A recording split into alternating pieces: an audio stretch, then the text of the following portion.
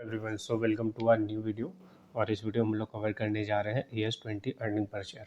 देखिए, थ्योरी वाला जो पार्ट था वो मैंने लास्ट वीडियो में कंप्लीट कर लिया था। इसके बाद आ गया AS20, उसके बाद AS17 नहीं, AS18। उसके बाद हम लोग PNL एंड बैलेंस शीट का फॉर्मेट वगैरह देखेंगे। उसके साथ में एडजस्टमेंट भी आप लोगों को कवर कर दूंगा, जो एग्जामिनेशन में इंपॉर्टेंट एडजस्टमेंट्स होती हैं उसको भी कवर कर दूंगा। तो आप लोगों के लिए ये कंप्लीट हो जाएगा चैप्टर, ये यूनिट कंप्लीट हो जाएगा बेसिकली। तो ये सेकंड वीडियो है आप लोगों की। फर्स्ट वीडियो का लिंक डिस्क्रिप्शन में है, और कॉर्पोरेट अकाउंटिंग की जितने भी वीडियोस प्लस इंपॉर्टेंट क्वेश्चन अभी तक हम लोगों ने बनाए हैं उसकी लिस्ट आपको, उसका जो लिंक है वो आपको डिस्क्रिप्शन बॉक्स में मिल जाएगा।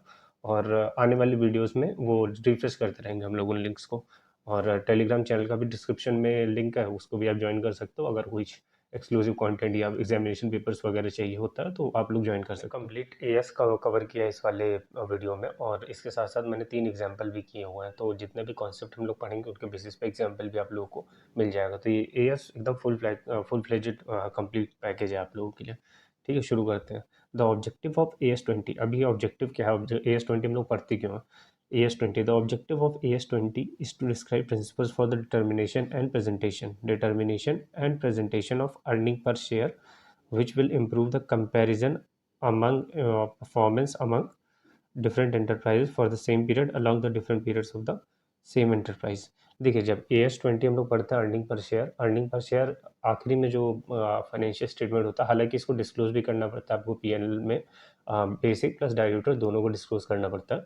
और इसको हम लोग कैलकुलेट करते हैं ताकि कंपैरिजन कर सकें, या तो प्रीवियस ईयर के डेटा के साथ कंपेयर कर सकते हैं सेम एंटरप्राइज में, सेम इंडस्ट्री में, या तो फिर इंडस्ट्री डेटा में कि आपकी जिस इंडस्ट्री में आप लोग ऑपरेट कर रहे हो उस इंडस्ट्री में बाकी कंपनीज का क्या अर्निंग पर शेयर है और आपकी कंपनी का क्या अर्निंग पर शेयर है। अगर कम है तो आपको इम्प्रूव करना पड़ेगा, ज़्यादा है तो आपको उसको मेंटेन करके रखना पड़ेगा।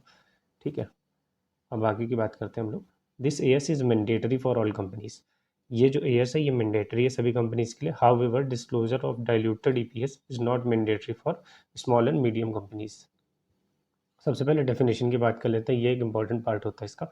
हालांकि डेफिनेशन आपके एग्जामिनेशन में पूछा नहीं जाएगा, लेकिन आपको पता होना चाहिए। इक्विटी शेयर क्या होता है? Shares other than preference shares. Preference share क्या होता है? Shares carrying preferential right to dividend and repayment of the capital. Preference share वो होता है जिसमें अगर डिविडेंड डिस्ट्रीब्यूट हो रहा है तो सबसे पहले प्रेफरेंस को डिविडेंड दिया जाएगा, और रिपेमेंट ऑफ द कैपिटल, अगर इनकेस कंपनी बंद होती है कैपिटल वापस करना होता है तो सबसे पहले प्रेफरेंस वालों को दिया जाएगा, उसके बाद बचा खुचा इक्विटी को। उसके बाद आता है financial instrument, any contract that give rise to financial asset और फाइनेंशियल लायबिलिटीज और equity share of the another enterprise. फिर आता है financial asset, any asset that is cash, contractual right to receive cash, contractual right to exchange financial instrument with another enterprise under conditions favorable, and equity shares of another enterprise।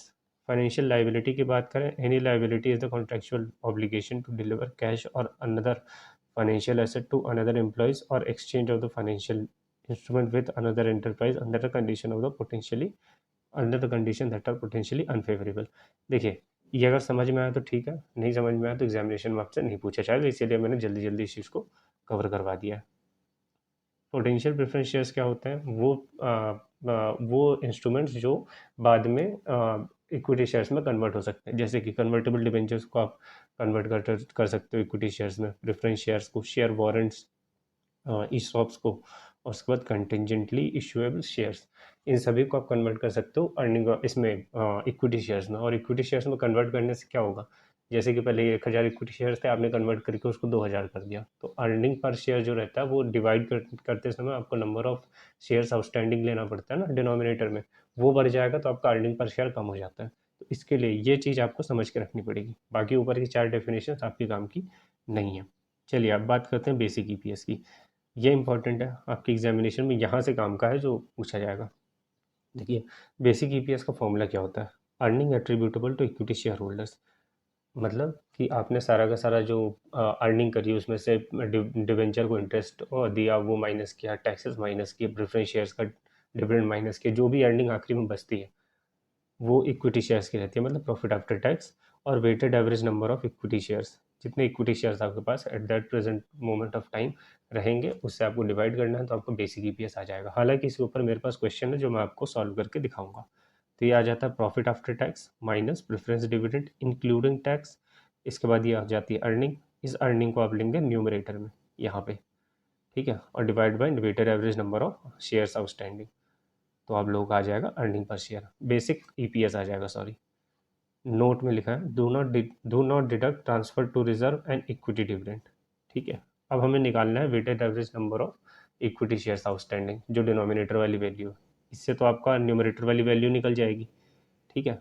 अब इसके बाद denominator वाली value, opening balance, जो shares रहेंगे ना आपके पास, existing कुछ shares होंगे, वहाँ पर यहाँ पे इसकी वैल्यू लिख दीजिएगा, plus shares issued time basis पे। अब ये टाइम बेसिस क्या होता है, कितने समय के लिए आपके पास इक्विटी शेयर्स हैं, वो आपको लिखना है। हालांकि हम इसको एग्जाम्पल में समझ लेंगे, अभी आप याद रखिए कि टाइम बेसिस पे लिया जाता है शेयर इशूज़ को।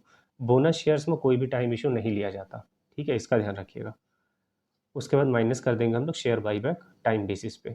तो इसमें सिर्फ आपको यही ध्यान रखना, ओपनिंग बैलेंस, शेयर इशूड और शेयर बाईबैक में आपको टाइम बेसिस पे लेना है, बोनस शेयर में कोई टाइम बेसिस नहीं लेना है। यहाँ पे आ जाएगा weighted average number of equity shares outstanding. तो यहाँ पर अर्निंग ऊपर आ जाएगी, ये न्यूमरेटर हो जाएगा और ये हो जाएगा डिनोमिनेटर। आप इसको डिवाइड कर देना तो आपका आंसर आ जाएगा बेसिक ईपीएस, जो कि आपको पीएनएल में डिस्क्लोज करना रहता है।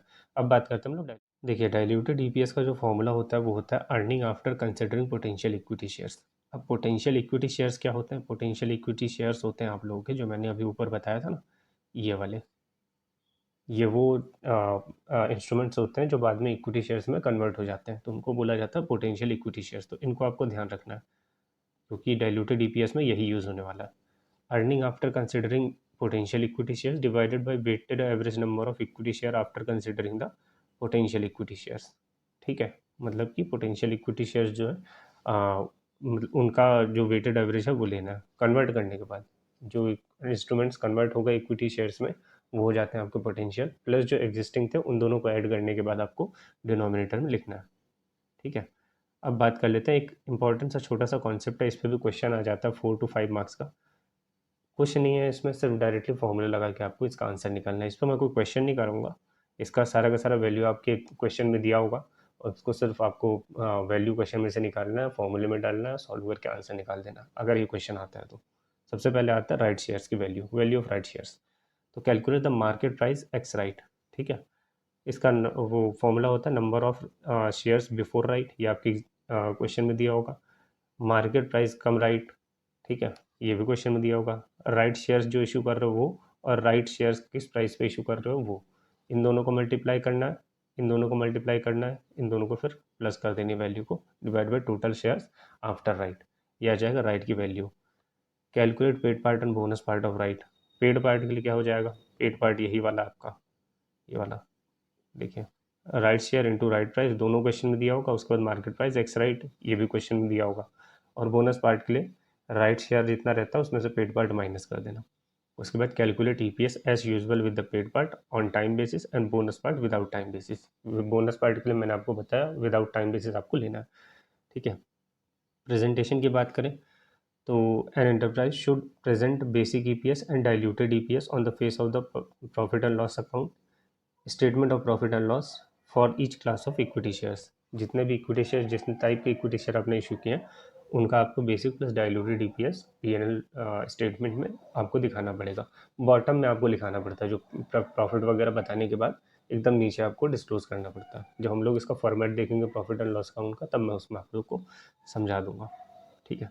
डिस्क्लोजर की जहाँ तक बात करें, ये एग्जामिनेशन में आपके नहीं आएगा, तो डिस्क्लोजर बाय द वे मैंने कवर कर दिया, क्योंकि कभी कभी क्या होता है कि सी इंटरमीडिएट के स्टूडेंट्स भी देखते हैं, तो उनके लिए डिस्क्लोजर इंपॉर्टेंट हो जाता है, तो इसी में मैंने उनको भी कवर कर दिया। हालांकि बीकॉम के लिए ये इंपॉर्टेंट नहीं है, आप लोग रीड मत कीजिएगा, ठीक है। ये मैं दिखा दे रहा हूँ फिर भी आप लोगों को। चलिए अब बात करते हैं हम लोग क्वेश्चंस की। यहाँ से आपका इंपॉर्टेंट पार्ट शुरू होता है, कैसे सॉल्व करना है क्वेश्चन को। देखिए फॉर एग्जांपल ओपनिंग बैलेंस की बात करें, 1 जनवरी को आपका ओपनिंग बैलेंस था 10,000 शेयर्स का, जिसकी फेस वैल्यू है ₹10 और वो है फुल्ली पेड, ठीक है। क्वेश्चन अच्छे से ध्यान से वो कर लो और इसका स्क्रीनशॉट ले लो, ताकि आपके एग्जामिनेशन में जब आए तो आपको याद आ जाए। ऐसा ही क्वेश्चन आपके एग्जाम में आएगा, ठीक है, इसे ऐसे क्वेश्चन आया तो ऐसा ही आएगा। 3 टाइप के क्वेश्चन है, मैंने तीनों कवर करा दिए, तो आपको दिक्कत नहीं होगी। फिर आता है शेयर इशूड, 1 अप्रैल को आपने शेयर इशूड किया, पेड अप वैल्यू हो जाएगी 7, ठीक है, 5,000 शेयर इशू किए। फिर क्या शेयर बाईबैक 1 जुलाई को, पेड अप 7, 6,000। उसके बाद बोनस शेयर दिया आपने 1 नवंबर को, पेड अप 10, शेयर इशूड 1 दिसंबर, पेड अप वैल्यू 8। अभी क्या फाइंड करना है, कंपनी फॉलोज कैलेंडर ईयर। ठीक है, कैलेंडर ईयर मतलब कि जैसे कंपनी रहती है ना मार्च टू अप्रैल, वो रहता है 31 मार्च टू 1 अप्रैल वाला जो साइकिल होता है वो फॉलो करती है, लेकिन इसमें कैलेंडर ईयर दिया मतलब जनवरी टू दिसंबर, ये फॉलो करती है कंपनी। ठीक है, हालांकि आप लोगों को ये बताया जा सकता है कि कंपनी असेसमेंट ईयर टाइप का जो फाइनेंशियल ईयर होता है वो फाइल वो भी फॉलो कर सकती है। इसमें मैंने कैलेंडर ईयर लिया ताकि आप लोगों को डिफरेंट वैरायटी के क्वेश्चन मिल जाए, ऐसा भी क्वेश्चन पूछा जा सकता है। तो आपको find the weighted average number of shares outstanding ये निकालना है। चलिए आ जाइए, ये फॉर्मेट, ये प्रेजेंटेशन, यहाँ पे आपको लाइन बनाना है। ये है सोल्यूशन आपका। सोल्यूशन सबसे पहले ओपनिंग बैलेंस 10,000 इंटू 10, 10,000 इंटू 10 कहाँ से आ गया, ये रहा 10,000 number of shares into 10 rupees face value. इन दोनों को मल्टीप्लाई कर दोगे तो ओपनिंग बैलेंस की वैल्यू आ जाएगी। फिर आ जाएगा शेयर इशूड, 5,000 शेयर्स थे, 7 पेड अप था, 9/12 ये टाइम बेसिस पे लिया हमने, 26,250। फिर माइनस कर दोगे share buyback, 6,000 shares, 7 paid up. मैं आपको दिखा देता हूँ, ये देखिए 6,000 शेयर्स आपके, इरेज कर देता हूँ पहले इसको, 6,000 शेयर्स और ये हो गया 7 पेड अप, और कब हुआ है, जुलाई में। ठीक है, तो टाइम बेसिस पे आप जब करोगे तो 6/12 कहाँ से आया, ये जुलाई, 1 जुलाई था ना, कितना था, 1 जुलाई था, जुलाई, अगस्त, सितंबर, अक्टूबर, नवंबर, दिसंबर, तो ये हो जाता 1 2 3 4 5 6, तो ये हो जाएगा 6/12। माइनस कर दोगे क्योंकि शेयर बाई बाई का ही आ जाएगा 21,000। इसके बाद बोनस शेयर्स, 3,000 शेयर्स थे, 10 रुपीज़ फुल्ली पेड थे, no time basis, bonus share पर आपको टाइम बेसिस का काम नहीं है। ठीक है, 30,000 आ गया। फिर शेयर इशूड 2,000 इंटू 8, 2,000 शेयर्स थे ना हमने इशू किया था, कहाँ के आखिरी में, सॉरी ऊपर चले गया मैं, ये रहा 2,000 शेयर्स इंटू 8, यहाँ पे आ जाएगा 2,000 इंटू 8। दिसंबर, 1 दिसंबर को किया था क्या, 1 दिसंबर को किया था, तो पूरा दिसंबर का पूरा मंथ ले लेंगे हम लोग, तो ये आ जाएगा आपका 1,333, और ये आ जाएगा टोटल वैल्यू इन लोगों का। जब प्लस कर दोगे ना तो ये हो जाएगी टोटल। एक अब्रप्ट कट पड़ गया है इसमें, मेरी रिकॉर्डिंग स्टॉप हो गई थी, तो यहाँ पे आप लोगों को ये आ जाएगा टोटल वैल्यू आपकी निकल गई, divided by face value. Face value 10 rupees दिया था आपको फर्स्ट लाइन में। ठीक है, ये डिवाइड कर दोगे नंबर ऑफ शेयर्स, तो नंबर ऑफ शेयर्स ये आ जाएगा। ये क्या होता है, weighted average number of equity shares, जो आपका डिनोमिनेटर होता है उसके लिए है। अब एक और एग्जांपल हम लोग देखते हैं इसको, इसमें राइट इशू वाला वो रहेगा आपका फॉर्मूला जो यूज़ होगा ना, राइट इशू वाला यूज़ होगा। 1 जनवरी को आपका 10,000 इक्विटी शेयर्स है 10 रुपीज़ के। ठीक है, 1 जुलाई को राइट इशू हुआ 1,000 इक्विटी शेयर्स का 20 ईच में। राइट शेयर्स आपको मालूम है, राइट शेयर्स जनरली एम्प्लॉयज़ वगैरह को दिए जाते हैं, डायरेक्टर्स को दिए जाते हैं, वही मार्केट वैल्यू जो रहती है ना, मार्केट वैल्यू अगर 100 रुपये की है तो इनको जनरली 100 से कम में दिया जाता है, मान लेते हैं 70 का। तो इसमें बोनस पार्ट भी रहता है और राइट पार्ट भी रहता है, मतलब जितने में शेयर को फुल्ली पेड कर देते हैं उतना नॉर्मल शेयर्स मान लिया जाता है, और जितने ऊपर की वैल्यू होती है अलग से, क्योंकि डिस्काउंट में जितना डिस्काउंटेड पार्ट रहता है उसको वो लोग बोनस पार्ट अज्यूम कर लेते हैं। इस तरह से अकाउंटिंग होती है इसकी। अभी आप देखोगे आगे, जुलाई में आपने इशू किया right shares 1,000, 20 each, market price ex right 25, ये आपको क्वेश्चन में मैंने कहा था ना दिया रहता है, ये क्वेश्चन में दिया रहेगा। Net profit 42,400, calculate basic earning per share, calendar year लिया इन्होंने। ठीक है, कैलेंडर ईयर मतलब जनवरी वाला, जनवरी टू दिसंबर। देखिए 1 जनवरी को आपके पास 10,000 इक्विटी शेयर्स थे, 1 जुलाई को 1,000 इक्विटी शेयर्स आपने at the rate of 20 issue किए। अब इसमें पेड, इसमें बोनस और फुल्ली पेड राइट शेयर्स भी दोनों होंगे। ठीक है, इसको कन्वर्ट करना पड़ेगा आपको। तो इसको कन्वर्ट कैसे करना है, 1,000 इंटू 20, इतने वैल्यू के शेयर आपने इशू किया मतलब 20,000, डिवाइडेड बाय अगर 25 कर दोगे। ठीक है, 25 मतलब बोनस, ये जो शेयर्स हैं इनके इशू का प्राइस 25 कर दोगे तो 800 शेयर्स आ जाएंगे। अब आपने इशू किया 1,000 शेयर्स 20 में, लेकिन 800 शेयर्स ही आपके फुल्ली पेड होंगे, तो बच्चे कुछ जो 200 शेयर आपने इशू किया उनको आप बोनस शेयर मान लोगे। ठीक है, और बोनस शेयर्स में नो टाइम बेसिस फॉलो होता है। तो यहाँ तक आपको अच्छे से समझ में आ गया होगा। इसके बाद हम लोग करते हैं, देखिए ओपनिंग बैलेंस 10,000, बोनस इशूड 800 ना, share issue, sorry share issued 800 into 6/12 is equal to 400, ये टाइम बेसिस पे लिया हमने। बोनस शेयर में कोई टाइम बेसिस नहीं होता, इसलिए 200 शेयर्स ले लिया। Weighted average number of shares हो जाएगा 10,600, बेसिक ईपीएस हो जाएगा 42,400, ये हो जाएगा नेट प्रॉफिट डिवाइडेड बाई ये वाली वैल्यू यहाँ पे कर दोगे डिवाइड कर दोगे तो आंसर आ जाएगा आपका 4 पर शेयर, और 4 पर शेयर आपका क्या हो जाता है, बेसिक EPS। ठीक है, अब ये क्वेश्चन है आप लोगों का लास्ट, जो आप लोगों का इंपॉर्टेंट क्वेश्चन है। इसमें बेसिक प्लस डाइल्यूटेड दोनों निकाला हुआ है। For example, x limited has 50 lakh equity shares of ₹10 each. ठीक है, फिर 1,12% convertible debentures of ₹100 each. Convertible debenture क्यों दिया हुआ है, ये हो जाता है potential equity share. Potential equity share जो मैंने आपको बताया था ना, इसका मतलब ये कि इस डिवेंचर को आप इक्विटी शेयर में कन्वर्ट कर दोगे जब आप कैलकुलेशन करोगे। ठीक है, ऐसे ही कन्वर्टिबल या ऐसे वर्ड्स यूज़ किए होंगे तो आपको समझ में आ जाएगा कि पोटेंशियल इक्विटी शेयर्स है। कन्वर्जन रेट क्या रहेगा, एक डिवेंचर 10 इक्विटी शेयर्स बन जाता है।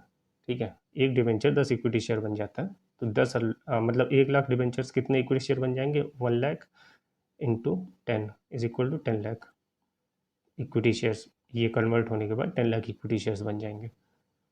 उसके बाद दिया हुआ टैक्स रेट, उसके बाद दिया है net profit after tax 1 CR, और क्या कहते हैं, बेसिक EPS और डाइल्यूटेड EPS आपको दोनों ही कैलकुलेट करना है। ठीक है, चलिए शुरू करते हैं। वर्किंग नोट कर लेते हैं सबसे पहले। Weighted average number of equity share considering potential equity share हमें वो करना पड़ेगा, डाइल्यूटेड EPS के लिए कैलकुलेट करना पड़ेगा। तो उसके लिए इक्विटी शेयर्स सबसे पहले 50 लाख इक्विटी शेयर हमारे पास ओपनिंग में थे। उसके बाद कन्वर्टेड शेयर्स, मतलब कि जो डिबेंचर्स थे जिनको इक्विटी शेयर में कन्वर्ट कर दिया, तो वो कितने इक्विटी शेयर बनेंगे, 1,00,000 डिबेंचर थे इंटू 10, तो ये टोटल हो जाएगा ऐड करने के बाद 60 लाख इक्विटी शेयर्स। यहाँ तक तो बिल्कुल क्लियर है। उसके बाद बात कर लेते हैं earning for equity share holder after considering potential equity shares, क्योंकि न्यूमरेटर में भी तो कुछ चाहिए, ये तो डिनोमिनेटर हो गया न्यूमरेटर में। प्रॉफिट आफ्टर टैक्स दिया 1 करोड़, आप लोगों का ऊपर दिया हुआ था, मैंने क्वेश्चन में शो किया था आप लोगों को, एक बार और शो कर देता हूँ, ये देखिए 1 CR यहाँ पर को profit after tax plus saving of interest net of tax. Saving of interest अब ये कहाँ से आया, देखिए जब तक आपके पास डिवेंचर था तो डिवेंचर में आपको कंपल्सरीली इंटरेस्ट पे करना पड़ता है। ठीक है, जैसे 8% डिवेंचर्स हो गए तो आपको 8% हमेशा ही पे करना पड़ेगा डिवेंचर होल्डर्स को। उसमें आप कोई भी मतलब लॉ को अपने हाथ में नहीं ले सकते, सिंपल सिंपल बात बता रहा हूँ, आपको पे करना ही पड़ेगा। लेकिन जब आप ये डिवेंचर्स को इक्विटी शेयर में कन्वर्ट कर दोगे तब आपको इंटरेस्ट थोड़ी पे करना पड़ेगा, क्योंकि डिवेंचर्स तो खत्म हो गए, डिवेंचर तो कन्वर्ट हो गए इक्विटी शेयर्स में, तो आपको इंटरेस्ट नहीं पे करना। पैसे का ना जाना भी पैसे का आना होता है, ये अकाउंट में हमेशा ध्यान रखना। ये आपको कैश फ्लो स्टेटमेंट में भी मैं ये लाइन बताऊंगा। Saving of interest net of tax, मतलब 12,00,000 माइनस 30%। 12,00,000 कितना था वैल्यू, ठीक है, 12,00,000 में से 30% माइनस कर दिया, 30% क्या है टैक्स रेट, इसमें से नेट ऑफ टैक्स माइनस कर देंगे तो ये आ जाएगा सेविंग। इन दोनों को जब आप ऐड करोगे तो रिवाइज्ड PAT आ जाएगा। और उसके बाद बेसिक EPS क्या होता है, अर्निंग दिया हुआ था 1 करोड़ अपन 50 लाख इक्विटी शेयर्स आउटस्टैंडिंग, तो ये तो 2 पर शेयर एकदम इजीली क्लियर हो गया। ठीक है, उसके बाद diluted EPS is equal to 1 crore कितना है ये, 1,08,40,000। तो यहाँ से रिवाइज्ड PAT आ गया, डिवाइड बाई 60 लाख। 60 लाख कहाँ से आ गया आप लोगों का, ऊपर से आएगा, ये देखिए 60 लाख यहाँ से लेके इसको लेके आ जाओ आप डिनोमिनेटर में, और इसको लेके आ गए न्यूमरेटर में, डिवाइड कर दोगे तो आप लोगों का आ जाएगा डाइल्यूटेड अर्निंग पर शेयर 1.8 पर शेयर। तो यहाँ पे आप लोगों का अर्निंग पर शेयर भी चैप्टर खत्म होता है। अगली वीडियो में हम लोग क्या करेंगे, अगली वीडियो में हम लोग कवर करेंगे ES 18 रिलेटेड पार्टी डिस्क्लोजर। उसके बाद सीधा PNL एंड बैलेंस शीट पे आ जाएंगे। पहले बैलेंस शीट कराऊंगा मैं आपको, उसके बाद PNL कराऊंगा, पूरा फॉर्मेट विथ एडजस्टमेंट कराऊंगा ताकि आप लोगों को ये चैप्टर पूरी तरह से क्लियर हो जाए। हालांकि इसके अंदर एक ES 24 का भी वो है, थोड़ी बहुत डिस्कशन है, बट ऐसा सच मुझे नहीं लगता वो इतना इंपॉर्टेंट है, आपकी एग्जामिनेशन में आने की पॉसिबिलिटी बहुत कम है, तो उस चीज़ को कवर नहीं करेंगे क्योंकि आप लोगों के पास टाइम भी कम है। सो मैं इस वीडियो के साथ साथ सारी की सारी प्लेलिस्ट भी डिस्क्रिप्शन में दे दूंगा, टेलीग्राम चैनल का लिंक भी दे दूंगा, आप लोग डिस्कस कर सकते हो। और भी कोई चीज़ अगर ज़रूरत है आप लोगों को तो आप लोग मुझे कमेंट सेक्शन में बता सकते हो। बाय द वे मैं एक और सब्जेक्ट के लिए कुछ करने का सोच रहा हूँ, तो वो जल्दी ही आपको सरप्राइज के फॉर्म में मिल जाएगा। So do like share and subscribe, like share and सब द कॉमर्स सेक्शन। ठीक है, मिलते हैं हम लोग आपसे नए वीडियो में।